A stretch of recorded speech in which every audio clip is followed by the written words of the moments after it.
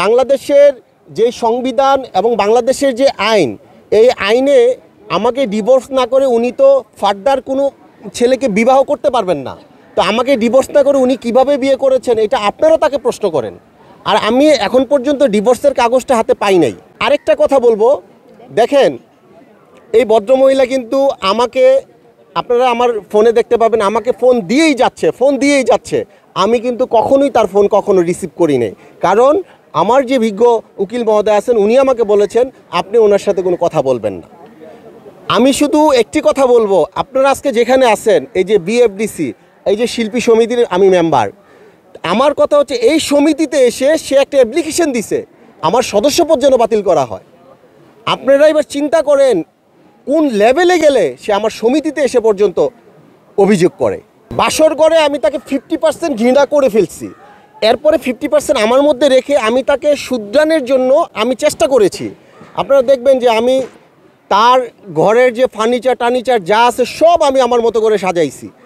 আমি পরপরই আমি চেষ্টা করেছি যে ওনাকে মানুষ করার জন্য, এবং উনি যে হিজাবটা পরতো এটা কিন্তু আমি তাকে বিয়ের পর দিন বলেছি যে আপনি দেখেন, আপনি যদি হিজাব পরেন আপনার দুইটা জিনিস হবে, একটা হবে আপনার হিজাবটা মেনটেন হবে, এরপরে আপনার যে পোড়া দাগটা আছে এটা কিন্তু দেখা যাবে না, আপনাকে অনেক সুন্দর লাগবে।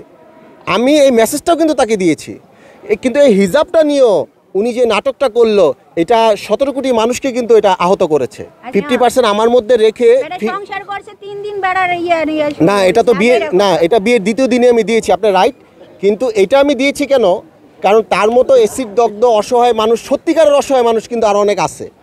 আমি ওনাদেরকে উজ্জীবিত করার জন্য এবং ওনাদেরকে একটা মেসেজ দিতে চাইছিলাম যে আপনি যদি অ্যাসিড দগ্ধ হন, আপনি যদি পোড়া হন, আপনার হাতটা রাসেল মিয়ার মতো মানুষরাও ধরবে। আমি বিনয়ের সাথে বলছি, এই মেসেজটা সবার কাছে পৌঁছায় দেওয়ার জন্য আমি এই ছবিটা পোস্ট করেছিলাম।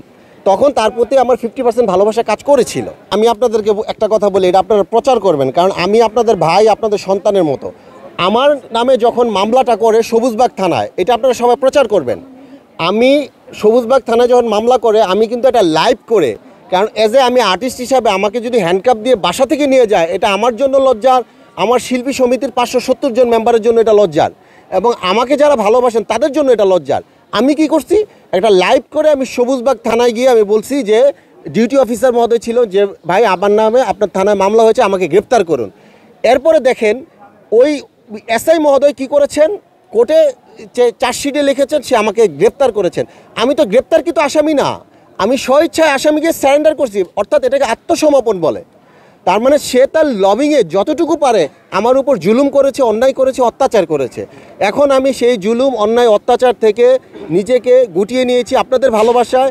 আমি আবার সেই লাইট, ক্যামেরা, অ্যাকশনের মধ্যে আমি এই 1 তারিখ থেকে আমি শুরু করেছি। ইনশাল্লাহ পুরো বছর কন্টিনিউ আমার কাজ থাকবে, আপনারা আমার পাশে থাকবেন। আমার এগুলো কোনো আফসোস নাই। ডিভোর্স সে যেভাবেই করুক, সে বিয়ে করছে, সে এখন ভালো থাকুক, সুখে থাকুক। আমি নামাজ পড়ে তাকে দোয়া করি এবং আমার মাকেও বলছি তার জন্য দোয়া করতে। আমি কার নামে মামলা করেছি?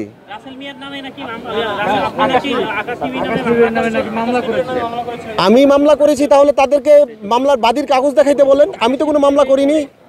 আপনাদেরকে আরেকটা কথা বলি, এটা অন রেকর্ড, আপনারা রেকর্ড করবেন। 2022 সালে আমি একবার জেল খাটি। কেন জেল খাটি? আমি বাংলাদেশের একজন প্রখ্যাত আলেমে দিনকে নিয়ে আমি একটা কথা বলেছিলাম যে ওনার মুক্তি চাই, মাওলানা দেলাওয়ার হোসেন সাইদি। এটা যখন আমি মুক্তি চাই জাতীয় প্রেস ক্লাবের সামনে, আমার 4 দিন রিমান্ড হয়, 3 দিন জেল হয়। 4 দিন রিমান্ডের মধ্যে আমার পা থাইকা মাথার চুল পর্যন্ত আমার রোলার দিয়ে এমন কোনো অংশে নাই যে আমাকে মারের। সাংবাদিক মহোদয় সবাই জানে। এখন একটা শ্রেণীর লোক আমাকে ভীষণ ভালোবাসে, এটা অতি উৎসাহিত হয়ে হোক বা আমি সাইদি সাহেবের মুক্তি চাওয়ার কারণে হোক, এটা আমি জানি না। এখন তাদের মনে তখন ডাক্তার ছিল যে আমাকে যখন রোলার দা পিটাইছে, এবং এই ছবিও অনেকের কাছে আছে, দেখবেন ইউটিউবে আছে। আমার পা থেকে মাথার চুল পর্যন্ত পুরো শরীরের রোলারের কালো দাগ। আমার মা দেখে আমাকে বলে, কিরে তুই মেকআপ করে আসছিস, তুই মেকআপ উঠাবি না? আমি আরে মা এটি মেকআপ না, এইগুলো কি? আমাকে এগুলো মারের দাগ। মা আমাকে জড়ায় ধরে কাঁদতে কাঁদতে অস্থির হয়ে গেছে, মারের দাগ। তো আমার কথা হচ্ছে আমাকে মানুষ ভালোবাসে। এখন এই ছেলেটা যখন আপনি দেখেন, আপনি জার্নালিস্ট, আপনি কোথায় লিখবেন? আপনি লিখবেন পত্রিকায়।